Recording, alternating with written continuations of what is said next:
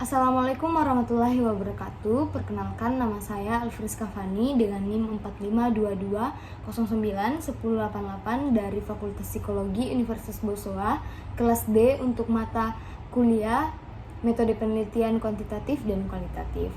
Jadi, melalui video kali ini, yaitu video ke-9, saya akan membahas materi mengenai informan dan metode penelitian kualitatif serta macam-macam penelitian kualitatif dan juga penyusunan laporan penelitian kualitatif. Yang akan dibahas pertama yaitu mengenai pengertian metode pengumpulan data. Jadi, metode pengumpulan data adalah suatu pernyataan tentang sifat, keadaan, dan kegiatan tertentu atau sejenisnya, dan pengumpulan data ini dilakukan untuk memperoleh informasi yang kita butuhkan dalam mencapai tujuan dalam penelitian yang kita lakukan. Kemudian, adapun sumber data adalah salah satu yang menjadi pertimbangan dalam penelitian. Nah, ada beberapa jenis sumber data dalam penelitian kualitatif. Yang pertama itu ada narasumber. Jadi narasumber itu menjadi sumber data yang disebut sebagai responden, yaitu orang atau sejumlah orang yang memberikan respon atau tanggapan mereka terhadap apa yang diminta atau ditentukan oleh si peneliti. Kemudian yang kedua itu peristiwa. Peristiwa ini atau sebuah aktivitas. Jadi data penelitian melalui peristiwa dan aktivitas ini bersifat konkret karena peneliti dapat langsung melalui atau ikut serta dalam peristiwa tersebut. Kemudian yang ketiga ada tempat dan lokasi. Jadi informasi mengenai kondisi dan lokasi peristiwa atau aktivitas yang dilakukan bisa digali melalui sumber lokasinya, baik yang merupakan tempat maupun lingkungannya. Kemudian yang keempat ada dokumentasi atau arsip. Nah, dokumentasi atau arsip ini merupakan bahan tertulis atau benda yang berkaitan dengan suatu peristiwa atau aktivitas tertentu yang sedang kita teliti.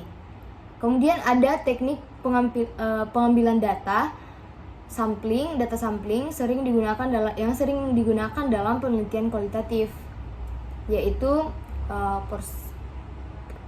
purposive dan juga snowball. Yang pertama itu purposive sampling adalah teknik pengambilan sampel sumber data dengan perbandingan atau pertimbangan tertentu. Yang kedua itu ada snowball. Snowball sampling adalah teknik pengambilan data atau sampel sumber data yang pada awalnya jumlahnya sedikit dan lama-lama itu menjadi besar. Kemudian metode pengumpulan data. Ada beberapa metode yang boleh kita lakukan dalam pengumpulan data dalam penelitian kualitatif. Yang pertama itu ada wawancara. Nah, wawancara merupakan salah satu teknik yang dapat digunakan untuk mengumpulkan data penelitian. Jadi, wawancara sendiri adalah pengadministrasian angket secara lisan dan langsung terhadap masing-masing anggota dari sampel. Kemudian ada menurut Hamid. Jadi wawancara menurut Hamid itu dapat dilakukan sesuai dengan langkah-langkahnya. Yang pertama itu kita menyusun petunjuk wawancara. Yang kedua, komunikasi selama wawancara. Dan yang ketiga, merekam tanggapan. Dan yang keempat, menguji awal prosedur wawancara.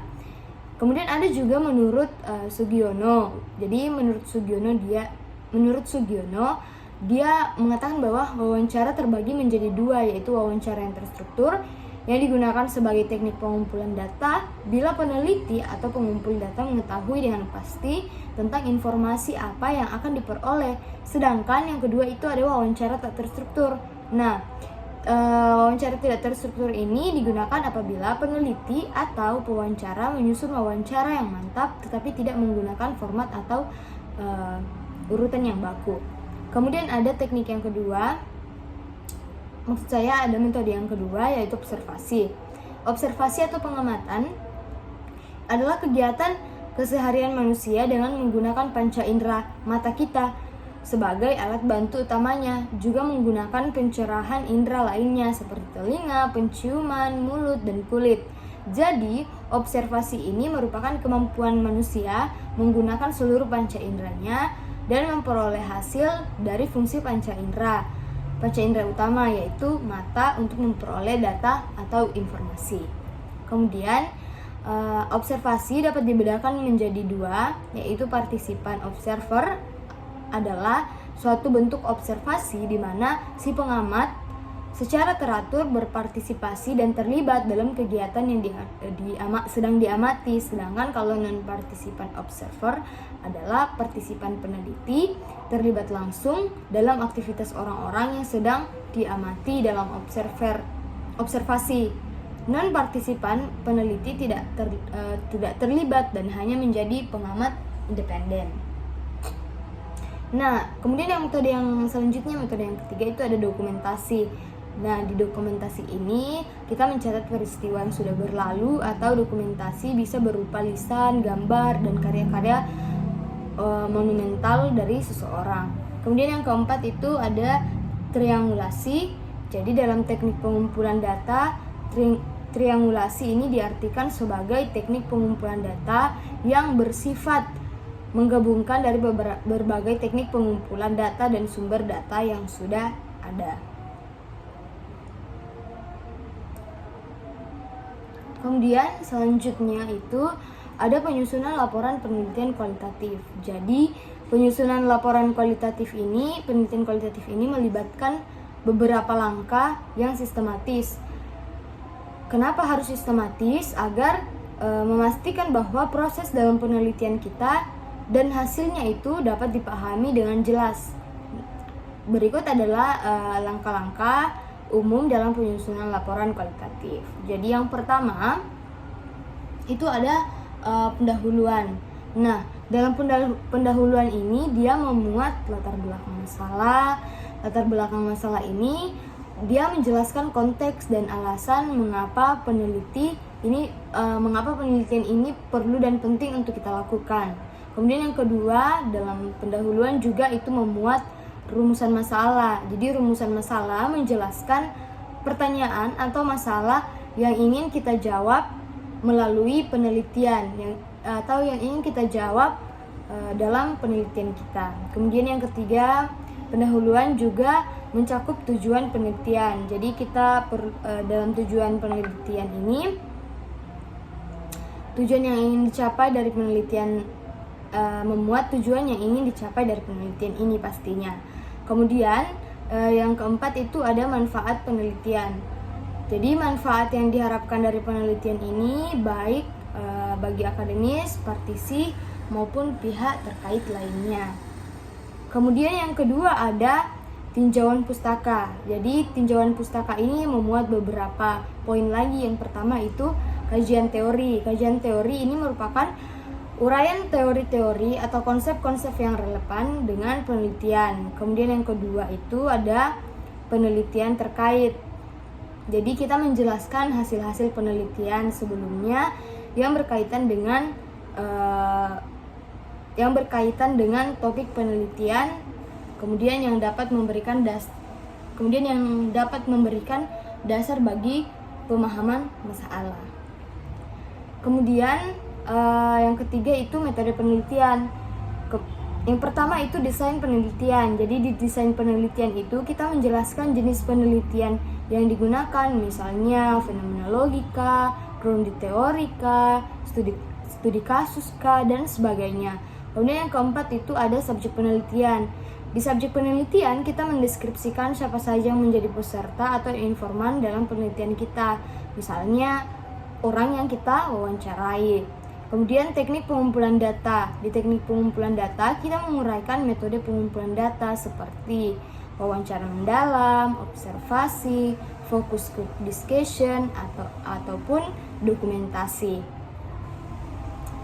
Kemudian instrumen penelitian. Di instrumen penelitian ini kita menjelaskan instrumen atau alat yang digunakan dalam pengumpulan data. Misalnya kita menggunakan gitu wawancara atau dengan wawancara. Kemudian ada prosedur pengumpulan data. Jadi kita menjelaskan langkah-langkah yang dilakukan, langkah-langkah apa saja yang kita lakukan dalam pengumpulan data tersebut. Kemudian ada teknik analisis data. Kita menguraikan cara menganalisis data yang terkumpul, misalnya dengan menggunakan analisis tematik, analisis konten, atau triangulasi. Kemudian keabsahan data. Di keabsahan data, sebutkan bagaimana keabsahan dari data tersebut dapat kita jaga, seperti dengan teknik member check atau triangulasi data. Kemudian yang keempat itu ada hasil penelitian. Hasil penelitian itu memuat dua, yaitu deskripsi temuan. Jadi di deskripsi temuan ini kita sajikan hasil penelitian secara rinci. Kita bisa menggunakan kutipan langsung dari informan ataupun deskripsi tematik untuk menggambarkan temuan ini. Kemudian interpretasi data, kita menjelaskan makna atau arti dari temuan tersebut. Kemudian hubungkan dengan teori atau penelitian yang sebelumnya sudah ada. Kemudian pembahasan. Yang pertama itu ada analisis temuan. Kita lakukan analisis lebih mendalam mengenai temuan-temuan yang sudah ada. Kemudian bagaimana temuan tersebut menjawab pertanyaan penelitian atau membahas masalah yang diangkat. Kemudian perbandingan dengan penelitian sebelumnya. Jadi kita membandingkan hasil penelitian dengan hasil penelitian lain yang lebih relevan.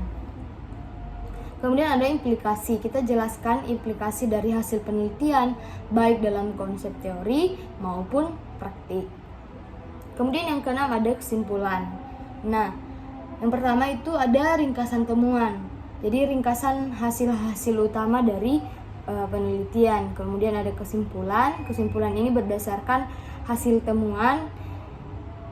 Kemudian kita perlu membuat kesimpulan untuk menjawab perumusan masalah atau pertanyaan penelitian. Kemudian yang ketiga itu ada rekomendasi. Kita berikan rekomendasi yang relevan untuk praktik, kebijakan, atau penelitian lanjutan.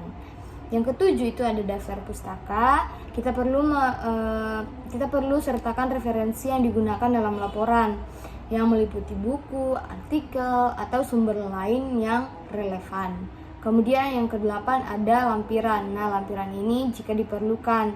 Jika ada data tambahan yang mendukung laporan seperti transkrip wawancara, kuesioner, atau dokumen lain yang relevan, itu bisa dilampirkan di bagian lampiran jika diperlukan. Jadi sekian pembahasan materi dari saya melalui video ke-9 kali ini. Segala kekurangan saya mohon maaf bila ada saya mengartikan sebuah makna kalimat kata dengan salah, saya mohon maaf. Sampai di sini pembahasan saya. Terima kasih sudah menonton video saya. Sampai jumpa di video berikutnya. Terima kasih. Assalamualaikum warahmatullahi wabarakatuh.